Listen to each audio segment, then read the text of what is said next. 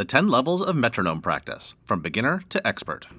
Many people are familiar with the concept of a metronome, but this simple but powerful tool is not only underused but tragically underestimated by many musicians. Some don't understand why you should play with a metronome, while others don't actually know how to play with a metronome. But mostly, many musicians simply haven't considered just how many different ways you can use the metronome to improve your sense of time and learn incredibly difficult pieces with powerful efficiency. I'm going to go through 10 different levels of metronome practice, and even among experienced musicians, number 4 can be particularly underappreciated, and the last 2 can be really challenging, but well worth the effort. But we do have to start with the basics, which is level 1. Understand why you should practice with a metronome. The metronome is relentless and perfect. It will not follow you slowing down through a tricky section, or if you get excited and start speeding up. It will just keep ticking along perfectly. Some people react poorly to this, saying that it feels too artificial. But the truth is that most of the time, we want to listen to musicians who are pretty strict with their time, and we use all kinds of colorful metaphors that describe that feeling. But most of it comes down to having really great tempo control. And if you're ever in a recording situation, it's common to play with a click track, where musicians listen to a metronome over headphones. This allows for much easier editing after the fact, so you can cut together the best version of each section to make the best possible recording. Of course, there are definitely times when music should speed up or slow down, and that can be really dramatic and exciting too. But achieving smooth tempo changes usually begins with having good control of a consistent, steady beat. So that's the why of playing with the metronome. Level 2 is simply knowing how to play in time with the metronome. And some people struggle with this. They just can't line up what they're playing with the clicks of the metronome. And the most important thing to remember is that more than anything, this is a listening exercise. You need to listen actively to the click and adjust your playing to align with it. It's kind of like balancing on one foot or keeping your car in your lane. You need to be mindful of your position and make small adjustments to maintain it. If you don't, you could fall over or drift out of your lane. Music is similar, except instead of maintaining your position in space, you need to maintain your position in time relative to the beat. Of course, this is easier said than done for some people, but don't worry because I have a few tricks to help. First, listen to music and try to find the beat and count along. If you can't find it, get a friend or your teacher to show you. Or put the metronome on and count along out loud in steady time. When you're used to that, try playing simple long tones along with the metronome. Count along in your head, or out loud if you can. Then gradually increase rhythmic complexity. Try tapping your foot to the beat while you play or listen to music. Or have a friend or teacher count beats out loud while you play. Then switch. This can be a difficult skill for some people to acquire, but it's a really important one to work through. Speak to your teacher if you need help, or send me a note at my website if you'd like to set up some online lessons to work on this. Level 3 has to do with using accent beats. Many metronomes allow you to set a time signature and put a different sound on beat 1.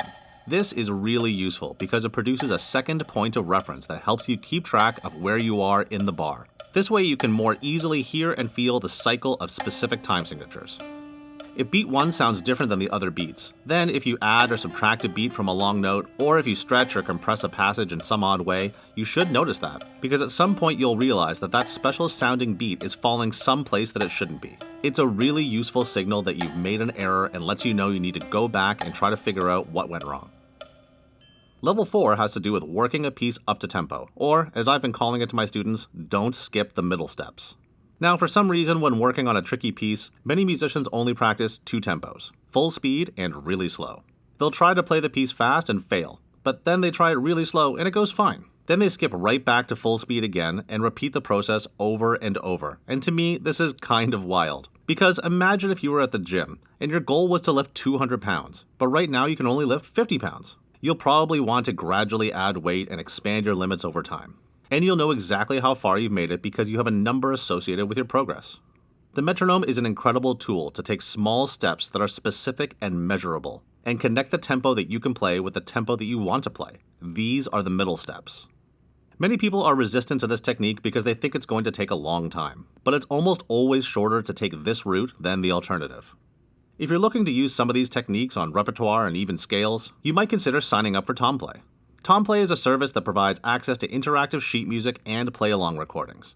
Their library includes over 80,000 pieces across all kinds of genres. Popular songs, classical pieces, jazz, video game themes.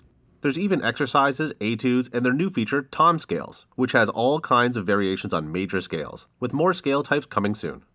And there's music available for just about every instrument too, so this really is a fabulous resource for every musician. Many of the pieces have full orchestral accompaniment tracks, and you can speed up or slow down the speed of the play along to your comfort level. Remember to not skip those middle steps if you're working on a tricky piece. And whether you're playing at fast or slow tempos, it's really easy to follow along with the score because there's a visual line that tracks playback and shows you exactly where you are in the music. And as you get to the end of the page, it even shows a preview of the next page, so you can look ahead and continue playing without interruption. TomPlay even has a visual guide to show you where to place your fingers to play the right notes on your instrument. And amazingly, this isn't just for piano, it'll do it for strings and winds too. And if you play guitar, you can look at the music in notation or in tablature. TomPlay works on the browser of your computer, but there's also native apps for Android and iOS, so you can use it on your phone or tablet. If you'd like to give TomPlay a try, you can get a 2-week free trial by using my link in the description. Or if you'd like a code for a truly amazing 30% off your first year of TomPlay, head over to my Patreon page and sign up as a free member, where I'll be posting a special discount code so you can get that 30% off. Thanks again to TomPlay for sponsoring this video. Level 5 is using the metronome to play in halftime or quarter time.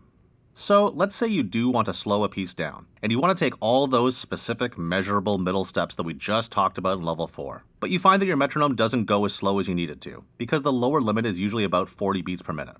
Or maybe it does, but now you have a new problem, because a metronome at 20 beats per minute only gives you a click every 3 seconds, which can be pretty challenging to follow if you're not used to it. What you can do is rethink what kind of note value the metronome is aligned with. It can be a bit mind-bending, but what if instead of thinking of the metronome as being with the quarter notes like we normally do, what if you aligned it with the eighth notes? If you do that, you're instantly at half tempo. Or you could even align it with 16th notes. If you play 1/16th note for every click, you've instantly brought yourself down to quarter tempo, which might very well be necessary for difficult pieces or sections. Now, to get back up to speed, work your tempo back up through 16ths, 8ths, and finally quarter notes, and you'll probably be back at your target tempo faster than you think. And if you think you'd benefit from a deep dive on this technique that I call the 3000% method, check out my video called How to Play 3000% Faster in Just 10 Minutes. Level 6 is about practicing different tempos and expanding your comfort zone. You might learn a piece and get really comfortable playing at a very specific tempo, but then struggle if the piece is a bit too fast or even if it's a bit too slow. This can be a problem because even if you know a piece really well, during the performance maybe the drummer gets a bit excited and the tempo creeps up, or the bassist isn't able to keep up at all and the tempo drags. Even if you're playing on your own, you might not start at the right tempo and then be sort of stuck with it. So be sure to practice a range of tempos, so you're not stuck only being able to function in a very narrow tempo range. Maybe aim for 10 to 20% faster or slower than the target tempo. Having a bit of a margin for error in tempo can really increase the chances of an amazing performance. Level 7 is cut time, which is when you have half as many clicks as usual. I find that at high tempos, the metronome can get kind of annoying, because as you get into the range of 200 beats per minute and beyond, you're getting 3 and 4 beats per second, and I find it just feels a tad frantic. So let's say you're playing a piece at 200 beats per minute. Instead of setting the metronome so it aligns with a quarter note, try setting the metronome at 100 beats per minute, half tempo, and aligning it with a half note. This way you get half as many clicks. It's essentially like changing from 4/4 to cut time, and at high tempos I find the experience much more relaxed.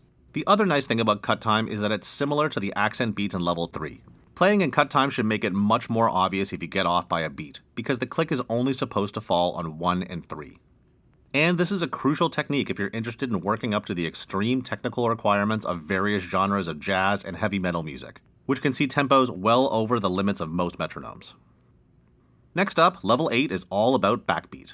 Similar to cut time, where the metronome clicks on beats 1 and 3, you can mentally shift the clicks onto beats 2 and 4. This is called backbeat, and it's a fundamental feature of many genres.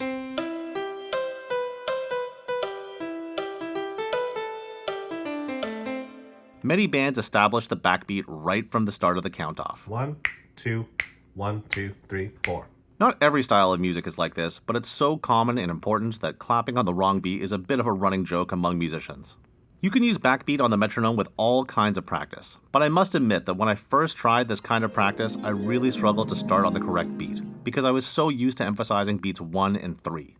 But a teacher of mine showed me a really simple way to do it, which is just to start counting on beat 2. It's like this. Listen to the metronome, and the first number you're going to say is 2, and then just keep counting. 2, 3, 4, 1, 2, 3, 4.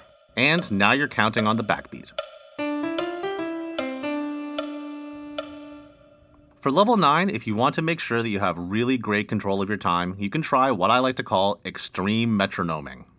Now to do this, you're going to need a metronome that goes lower than the typical limit of 40 beats per minute. Check for links in the descriptions for options. Let's say you're working on a piece that's marked at 80 beats per minute, and you set the metronome there, so you get 1 click on every quarter note. That's like level 2. If you wanted to set the metronome at 40 beats per minute, then you're playing in cut time, which we've already talked about in level 7. 1 click for every 2 beats. And you could certainly shift those clicks to 2 and 4 to emphasize the backbeat, like in level 8. But if you set the metronome at 20 beats per minute, now you're only getting 1 click every bar. This is new and more challenging. You'll know if you're rushing or dragging if the click comes earlier or later than you expect it to be. And of course, the next step is to set the metronome at just 10 beats per minute. Then you only get a click every 2 bars. Can you keep a steady tempo for that long, with 6 seconds between clicks? It's an incredible challenge. What about just 5 beats per minute, with a click every 4 bars? This is exactly what you do if you play what's known as a solo break, where everyone else in the band stops and you have to play alone for some number of bars, in time, and be sure to hit the downbeat at the other end. It can be an incredible challenge if you've never tried it before, and it's a great thing to practice. Of course, different bass tempos are possible with this technique too, not just the example we looked at. You can't hit every tempo, but this is a pretty representative range of options. Level 10 is Get Off the Downbeat. This can be a real challenge even for the best musicians, and we can do it in a few different ways. Now, normally you have the metronome on all beats, but then in level 7 we learned about cut time, where you get half as many clicks placed on beats 1 and 3. And in level 8 we shifted those clicks to beats 2 and 4 to emphasize the backbeat. Then in level 9 we learned about how to use very slow tempos so you only get 1 click every bar. So now, the first way to get off the downbeat in level 10 is to set the metronome at quarter tempo, like in level 9, but mentally place the click on beats 2, 3, or 4.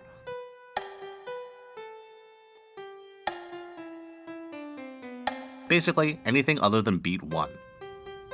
We're so used to emphasizing beat 1 that this can really challenge your sense of time. And of course, you can even choose one of the slower tempos from level 9 so you get 1 click every 2 or even 4 bars. And for a real challenge, you can even try placing the click in between the beats on subdivisions, like on the 8th note up beats. And you could certainly combine this with the slow tempos of level 9 and only give yourself a subdivision every bar, or even less. This kind of practice can be incredibly humbling for even advanced musicians and an absolutely amazing workout for your sense of time. So that's basically all the ideas I could come up with for practicing with a metronome. But please let me know in the comments if you have any other tips or tricks for this kind of practice. If you'd like to have a discussion or maybe have some help working on your time or tempo control or any other musical challenges you'd like to work on, visit my website and consider signing up for some online lessons with me. Special thanks to TomPlay for sponsoring this video, and to all my members on Patreon and here on YouTube. I truly appreciate your support in helping make these videos. Please consider becoming a member if you'd like to support the channel and help me make these videos more frequently. Thanks for watching.